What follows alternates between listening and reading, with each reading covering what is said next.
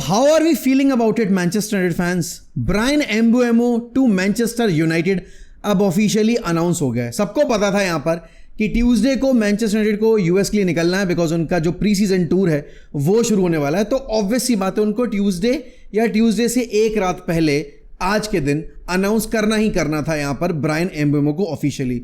और कल रात में वो जो 11 साढ़े 11 के तकरीबन एक ऑफिशियल बॉम्बर डाला है यूनाइटेड ने, उसने सबको तसल्ली दे दी कि चलो ठीक है भाई, 2 साइनिंग्स रैप अप हो गई हैं।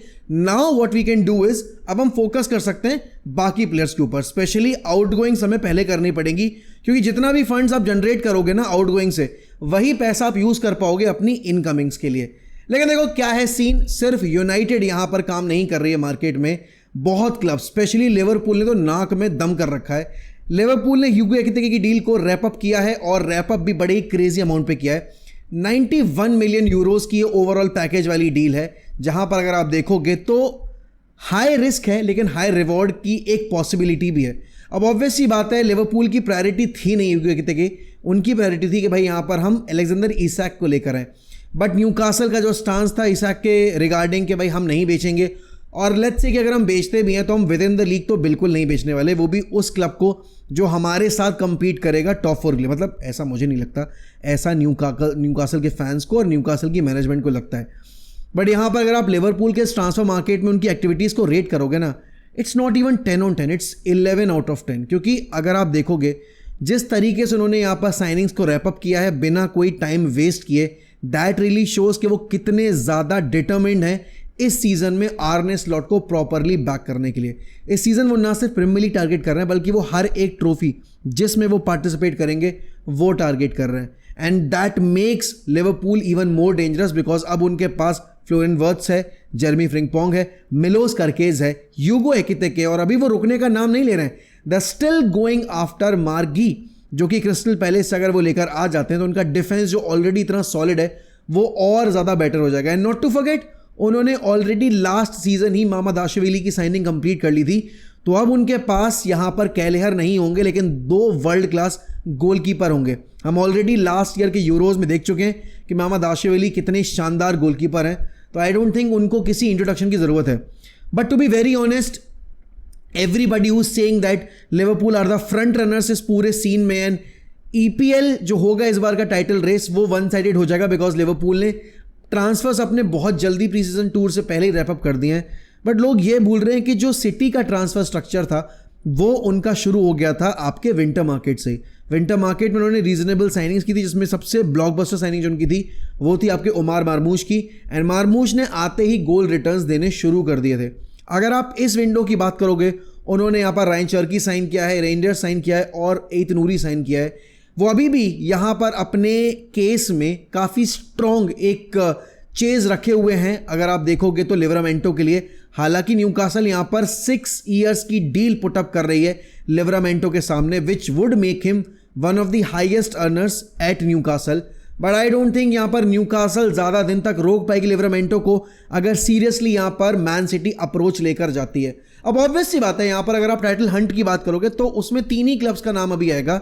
आई am not counting Chelsea as of now, and I am not trying to discard their potential कि भाई वो आगे चलकर यहाँ पर प्रीमियर लीग नहीं जीत सकते सीजन में। बट अगर आप यहाँ पर राइट बैलेंस की बात करोगे तो उसमें भी 3 ही क्लब्स का नाम फिट इन हो रहा है, कि और वो नाम होंगे आपके लिवरपूल का, मैन सिटी का और आर्सेनल का। अब आर्सेनल क्योंकि वो 3 साल लगातार सेकंड फिनिश किए हैं और इस साल भी उन्होंने काफ़ी अच्छी साइनिंग्स की हैं, तो definitely they will be right up there. I am not trying to say कि चेल्सी कर नहीं सकती है, चेल्सी ने क्लब वर्ल्ड कप जीतकर ऑलरेडी अपने डाउटर्स को बिलीवर्स में बदल दिया है। बट स्टिल आई थिंक यहाँ पर प्रीमियर लीग जीतना थोड़ा ज़्यादा टफ होगा, बिकॉज कंसिस्टेंसी चाहिए होगी, और काफ़ी यंग स्क्वाड है यहाँ पर आपकी चेल्सी का। अब देखते हैं भाई जब सीजन शुरू होगा तब यहाँ पर चेल्सी अपना सीजन कैसे पैन आउट करेगी और कैसे यहाँ पर एंजो मरेस्का लास्ट ईयर के फ्लॉज को कवर अप करके इस साल पीएल टाइटल के लिए चेल्सी को प्रबल दावेदार बनाएंगे। बट यहाँ पर यूनाइटेड के ट्रांसफर्स पे आऊँ मैं, ब्रायन एम्बेमो के स्टेटमेंट्स पे आऊँ, उससे पहले एक और चीज़ डिस्कस करनी है, और वो है यहाँ पर कि मार्कस रैशफोर्ड टू बार्सिलोना तो हो रहा है, डेफिनेटली हो रहा है, कोई दो राय वाली बात नहीं है।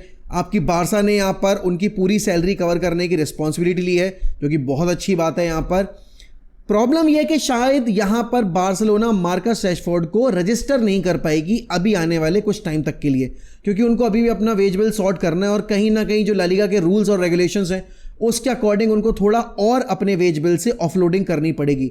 अब वो नाम कौन से होंगे, वो चेहरे कौन से होंगे, वो कह पाना मुश्किल है, क्योंकि उनके पास करेंटली अगर आप देखोगे तो 3 गोलकीपर्स हैं, जिसमें से टर स्टेगन आपके सबसे ज़्यादा आउट ऑफ फेवर गोलकीपर हैं, बल्कि कायदे में देखा जाए तो 4 है, क्योंकि इनियाकी पेनिया भी अभी वहीं पे है। तो इस पॉइंट ऑफ टाइम पे डेफिनेटली रैशफोर्ड टू बार्सिलोना हो रहा है, और उसके कॉन्ट्रैक्ट में एक ऐसा क्लॉज भी डाला गया है। कल जो हमने रिपोर्ट पढ़ी थी उसमें यह था कि यहाँ पर बार्सिलोना विद एक सिंपल बाय ऑप्शन के तौर पे लेके जा रही है मार्कस रैशफोर्ड को, बट यूनाइटेड ने वहां पर एक पेनल्टी क्लॉज डाला है कि अगर बार्सिलोना 30 मिलियन यूरोज पे रैशफोर्ड को परचेज नहीं करेगी सीजन के बाद, तो उनको 5 मिलियन या तकरीबन उससे कम थोड़ा अमाउंट पे करना पड़ेगा पेनल्टी के तौर पे to Manchester United. I don't think यहां पर बारसा अगर रैशफोर्ड परफॉर्म नहीं करते तो परमानेंट बेसिस पे साइन करेगी यहां पर मार्कस रैशफोर्ड को, and probably they will happily पे वही 3-4 मिलियन का जो भी अमाउंट होगा। तो क्योंकि 30 मिलियन देने से बेटर है भाई 3-4 मिलियन देकर रफा दफा करो इस केस को।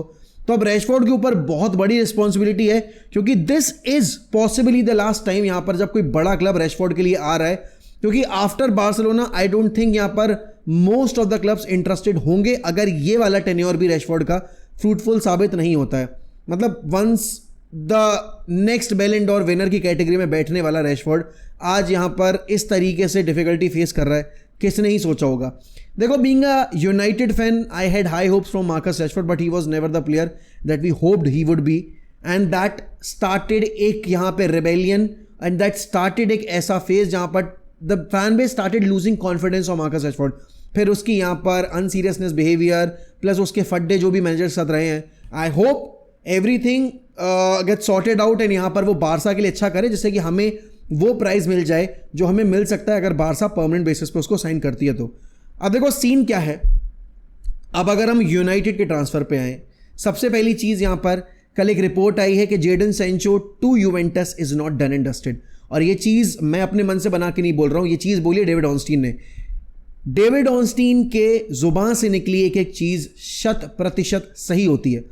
तो एक बार को मैं फैब्रिज़ियो रोमानो के स्टेटमेंट्स पर बिलीव ना भी करूं, क्योंकि उसके बहुत सारे एयरवी गोज गलत भी हुए हैं, बट डेविड ऑर्नस्टीन ने अगर एक बार चीज़ बोल दी तो वो होती ही होती है। एंड अब कल रात में जो ट्वीट आया था डेविड ऑर्नस्टीन के एथलेटिक हैंडल से, वो यही था दैट नो, आपकी जेडन सैंचो टू यूवेंटस की डील अभी फाइनलाइज नहीं हुई है, इट्स नॉट इवन क्लोज।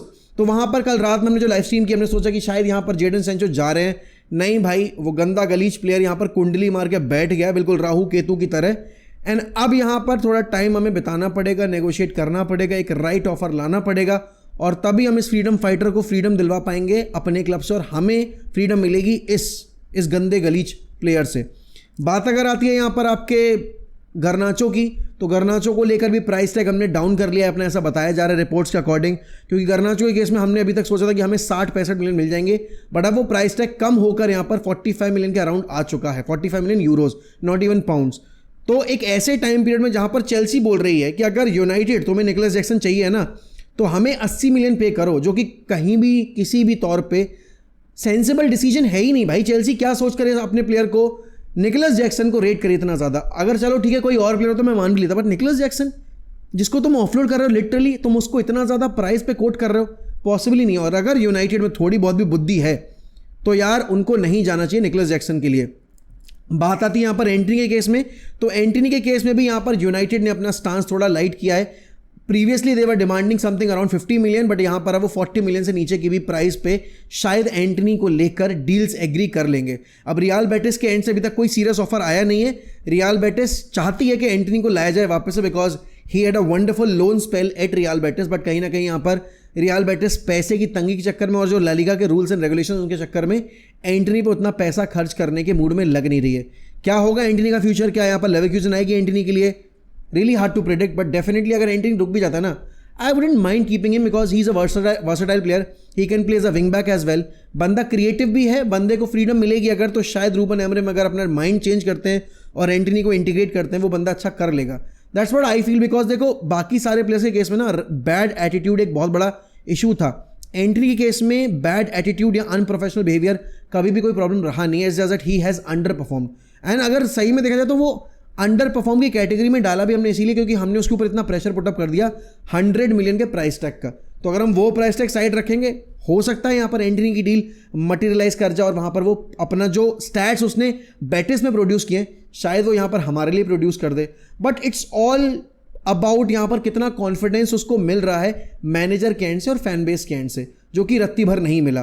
पहले सीजन में जब टेन हैग ने शो किया तब उसने डिलीवर नहीं किया, और सेकंड सीजन में जब उसको लगा कि शायद मुझे अब वो कॉन्फिडेंस मिल जाएगा तो मैं परफॉर्म कर दूंगा, तब टेन हैग ने उसको साइडलाइन कर दिया। बात अगर यहाँ पर मैं करूँ ब्रायन एम्बुएमो की, इट इज़ वेरी इंपॉर्टेंट दोस्तों, एंड ये दिल से दिल तक की बात है, मैं तुमसे एज अ क्रिएटर नहीं एज अ यूनाइटेड फैन अभी बात कर रहा हूँ। It is very important for Manchester United, for our club to have players who wants to play for the club irrespective of the competition that we play in. याद है ना ये line जब विक्टर gyökeres के regarding पूछी गई थी Ruben एमरम से, तो उसने ये बोला था आई डोंट वांट प्लेयर्स जो यहाँ पर सिर्फ पर्टिकुलर कॉम्पिटिशन खेलने के लिए ही क्लब में आना चाहते हैं। हमें दो ट्रेंड्स पे रोक लगानी है। फर्स्ट कि यहाँ पर पहली बात तो पैसे के चक्कर में यहाँ पर प्लेयर्स आ रहे हैं, और दूसरी चीज़ प्लेयर्स अभी अगर हमारे प्रोजेक्ट को देख रहे हो और उनको लग नहीं रहा है कि यार ये अगली साल चैंपियंस लीग खेलेंगे, तो लेट्स नॉट पिक देम। हमें वो प्लेयर्स चाहिए जो कि डिटरमिन्ड हो कि भाई if they are not able to qualify into Champions League, we will make sure, I will make sure that they are playing Champions League next season. And Bryan Mbeumo की signing वो hope लेकर आ रही है। मैथायस कुनिया and Bryan एम्बुएमो, अगर आप इनका combined goals और assist का चार्ट देखोगे लास्ट सीजन का, it is mind boggling, because इन्होंने जो परफॉर्म किया है हमारे सारे फॉरवर्ड्स मिलकर भी परफॉर्म नहीं कर पाए, इनके एक के स्टैट को भी मैच नहीं कर पाए। तो दिस रियली शोज कि भाई इस वक्त पे जहां पर यूनाइटेड पिछले 2 साल से प्रीमियर लीग में अपना जीडी पॉजिटिव नहीं कर पाई है, वहां पर ये डील कितनी ज़्यादा क्रूशल बन जाती है कि नहीं बन जाती है, दिल पे हाथ रख के बोलना। दूसरी चीज़ यहाँ पर ब्रायन एम्बुएमो और मैथायस कुनिया दोनों की एज बहुत सही है, अभी उन्होंने अपने पीक ईयर्स हिट नहीं किए, तो अगर हम इन प्लेयर से इनका जो आउटपुट है वो निकलवा लेते हैं, जो ये पोटेंशियल होल्ड करते हैं, भाई यूनाइटेड के अगले 4-5 सीजन सॉर्टेड है।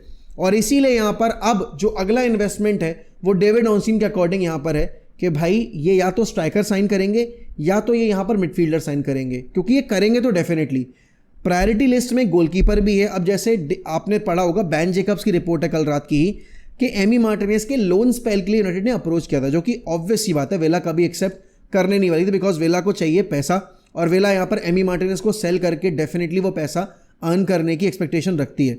यूनाइटेड के केस में एमी मार्टिनेज भी इंटरेस्टेड है, हम भी इंटरेस्टेड हैं, लेकिन जो रिपोर्ट्स आई हैं वो ये हैं कि हम आपके एंटवर्क का गोलकीपर जो है लेमन्स, उसको हम यहाँ पर लेकर आना चाहते हैं, which will cost us around 17 to 18 million euros. Point ये है, अगर आप एमी मार्टिनेज ला रहे हो तो आपको धक्के मार के या पोलाइट वे में उनाना को बोलना पड़ेगा कि भाई आपको जाना पड़ेगा क्लब छोड़ के। और इस पॉइंट ऑफ टाइम पे बात ये नहीं कि यहाँ पर हम उनाना को बेचना चाहते हैं, सवाल ये कि कौन सा क्लब ऐसा है जो उनाना को खरीदना चाहता है, एंड आई डोंट थिंक यहाँ पर कोई भी यूरोपियन क्लब अभी इंटरेस्टेड है उनाना में। दूसरी चीज़ यहाँ पर उनाना himself wants to fight for his position at Manchester United, और 2 नंबर 1s इतने हाई प्राइस ब्रैकेट के वेज स्ट्रक्चर पर रखकर आप नहीं यहाँ पर कोई सेंस बना रहे हो, तो डेफिनेटली यूनाइटेड को एक डील एग्री करनी पड़ेगी कि आप एमी मार्टिनेज को लेकर आ रहे हो तो आपको उनाना को ऑफलोड करना पड़ेगा, और अगर आप उनाना को रख रहे हो तो आपको ऑनटवर्क के गोलकीपर आपके लेमन्स को ही यहाँ पर साइन करना पड़ेगा, राइट। तो डेफिनेटली यहाँ पर एमी मार्टिनेज की possibility with each day diminish हो रही है, और ऑलरेडी हम रिचर्ड रीव्स के एक पोटेंशियल साइनिंग पे मिस आउट करके जो हम अगर मिडफील्ड में लेकर आते would have been a wonderful signing. अब वही प्लेयर बेनफिका गया है, बेनफिका उसको ग्रूम करेगी 1 साल और अगले सीजन में कम से कम 70-80 मिलियन से नीचे नहीं बेचेगी, ये कम से कम बोल रहा हूँ मैं। यूनाइटेड इन पोटेंशियल साइनिंग्स पे मिस आउट कर जाता है टाइम एंड टाइम अगेन। अब यहाँ पर क्या सीन है, अगर आप गोलकीपर लेकर आओगे you will have budget to spend on the midfield position, also on the striker position.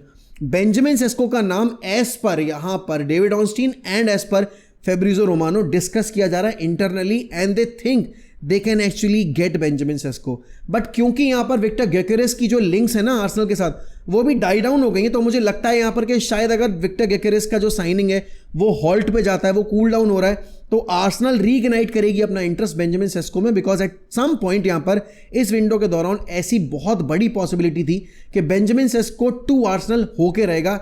It was just a matter of time. But यहाँ पर क्योंकि विक्टर gyökeres के पूरे यहाँ पर ट्रांसफर सागा ने इस पूरे सिनेरियो को पलट के रख दिया, और अब रिपोर्ट्स आ रही हैं that Benjamin Sesko irrespective of the lack of competition, यहाँ पर जो हम खेल रहे हैं चैंपियंस लीग नहीं खेल रहे हैं, उसके बावजूद he wants to join Manchester United. But honestly saying अगर आप टारगेट मैन देख रहे हो तो आप डेफिनेटली बेंजामिन सेस्को को लेकर हो, लेकिन अगर आपको बिल्डअप में भी हेल्प चाहिए, डिफेंसिव भी हेल्प चाहिए, I would say go for Ollie Watkins. Why I wouldn't want Nicolas Jackson is because वो बंदा जिस प्राइस पे कोट हो रहा है चेल्सी के एंड से वो नेगोशिएबल है ही नहीं। चेल्सी के साथ बिजनेस हम ऑलरेडी करके देख चुके हैं, हम अपने केस में यहाँ पर जब हमने माउंट खरीदा और जब उन्होंने जेडन सैंचो हमसे लिया था with an obligation to buy, Chelsea ने वो पैसा पे नहीं किया। तो यहाँ पर निकोलस जैक्सन की डील अगर हम करने के लिए जा रहे हैं, नथिंग मोर देन 45 मिलियन हमें पे करना चाहिए, बट ये डील पॉसिबल होगी नहीं। ऑली वॉटकिंस, वाई नॉट मटेटा? बिकॉज मटेटा का अगर आप देखोगे ओलिवर ग्लासनर से पहले वाला जो परफॉर्मेंस है वो अच्छा नहीं है, उसने परफॉर्म किया सिर्फ ओलिवर ग्लासनर के लिए। यहाँ पर अगर आप बात करोगे वॉटकिंस की तो उसने चैंपियनशिप में आपके थॉमस फ्रैंक के अंडर, फिर यहाँ पर आपके जेरार्ड के अंडर और फिर यहाँ पर आपके उनाई एमरी के अंडर, तीनों मैनेजर्स के अंडर बहुत ही अच्छी परफॉर्मेंस दी है। तो आई वुडेंट माइंड यहाँ पर ऑली वॉटकिंस। बस प्रॉब्लम ये होगी कि ऑली वॉटकिंस अगर परफॉर्म नहीं करते हैं तो रीसेल हमें उतनी नहीं मिलेगी, तो बस वही एक इशू है। बाकी देखो, बात रही यहाँ पर आपके बाकी साइनिंग्स की, तो मिडफील्ड में डेफिनेटली आपको ऑप्शंस एक्सप्लोर करने पड़ेंगे। अभी तक कोई भी नाम निकल कर नहीं आया जो यूनाइटेड एक्सप्लोर कर रही हो मार्केट में आपके गोल की, आपके मिडफील्ड डिपार्टमेंट के लिए, तो उसका वेट है हमें डेफिनेटली कि कौन होगा कौन नहीं होगा। आज रात तक हमें और कुछ अपडेट्स मिलती हैं अगर ऑन टॉप गोलकीपर के रिगार्डिंग या फिर हमारे अदर टारगेट्स के रिगार्डिंग, तो डेफिनेटली उस पर लाइव स्ट्रीम होगी। ऑब्वियस ही बात है, बहुत सारे टॉपिक्स हैं डिस्कस करने को। आज की डेट में शायद आपके मार्कस रैशफोर्ड की ऑफिशियल अनाउंसमेंट भी अनाउंस हो जाएगी यूनाइटेड और बार्सिलोना दोनों के एंड से, तो वेट करेंगे उसका और उसके बाद इन डेप्थ डिस्कशन करेंगे लिवरपूल के, मैन सिटी के, चेल्सी के, आर्सेनल के और बाकी क्लब्स के ट्रांसफर्स के अभी जो भी रिजल्ट रहे उनके रिगार्डिंग। तो रात में मिलूंगा मैं आप लोगों से दोस्तों और अच्छे से डिटेल में बैठकर बात करेंगे हर एक टॉपिक के ऊपर। एक काम आपको करना है, एक काम मैंने कर दिया आज की वीडियो बना के, अब आपको करना है इस वीडियो को लाइक करना है, ज़्यादा से ज़्यादा 3000 लाइक्स चाहिए हैं, प्लस यहाँ पर इस वीडियो के व्यूज़ काउंट को हमें लेके जाना है 50,000, वो आपकी रिस्पॉन्सिबिलिटी है। दूसरी चीज़ यहाँ पर हम टारगेट कर रहे हैं कि इस महीने के एंड होने से पहले हम 1,10,000 सब्सक्राइबर्स पूरे कर ले। कल रात में हमने 1,09,000 किए, अगले 10 दिन में 1,000 सब्सक्राइबर्स कोई बड़ी बात नहीं है, हम चाहें तो 1,12,000 भी कर सकते हैं, बट मैं आपको छोटा टारगेट दे रहा हूं जिससे कि आप उस टारगेट को अचीव करवा दो। तो एक टारगेट आपके लिए है, करवा दो। मैं अपने एंड से कंटेंट का फ्लो रुकने नहीं दूंगा, डेली आपको बैठ के एंटरटेन करूंगा। अब इसी के साथ मैं आपसे लूंगा अलविदा, मिलता हूं रात में लाइव स्ट्रीम के ऊपर, वहां बैठ के तसल्ली से बातचीत करेंगे और बाकी चीजों पर डिस्कशन करेंगे। तब तक ध्यान रखो अपना, bye bye and take care, love you all.